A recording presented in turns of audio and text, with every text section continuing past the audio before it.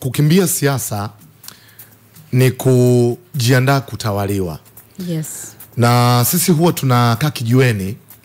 Sometimes mnaanza tu mmesha kunywa vitu kwamba unamuona kiongozi fulani, yani uwezo ni wa kawaida sana. Unanielewa?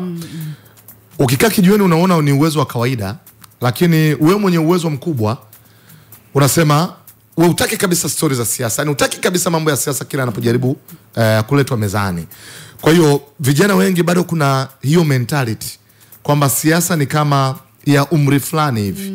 Watu wa kuanzia miaka 40, 45, 50 kwenda juu. Tuko kwenye taifa ambalo kwa mujibu wa sensa ya watu na makazi iliyofanyika mara ya mwisho, tunaambiwa karibu 70% ya population ya Tanzania wako chini ya umri wa miaka 34. Vijana. Manake tuna vijana wengi kwenye nchi yetu. Juzi tulikuwa tunafanya mahojiano pale Mbeya na Mheshimiwa Speaker Dr. Tulia. Ndio.